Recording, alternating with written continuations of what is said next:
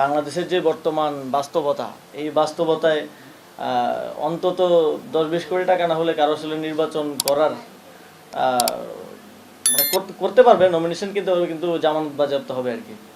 তো এই বাস্তবতায় তো আসলেই যাদের কাছে ওই কালো টাকা আছে তাদেরই মানে সুযোগ আছে আর কি নির্বাচনে অংশগ্রহণ করার। অথবা কাউকে যদি কেউ দেয়, আপনি আবার কারো থেকে টাকা নিয়ে যে নির্বাচন করবেন, নির্বাচিত হয়ে আসার পর তো আপনাকে তার স্বার্থ বাস্তবায়ন করতে হবে। সেজন্য আমাদেরও বারবার চিন্তা করতে হয় যে ইলেকশন কি করবো নাকি করবো না, করলে কিভাবে করব, মানুষ কি টাকা ছাড়া ভোট দিবে কিনা, বা যেই বিদ্যমান কাঠামো, এই কাঠামোতে ইলেকশন করা আমাদের জন্য আসলে কতটুকু বাস্তবসম্মত।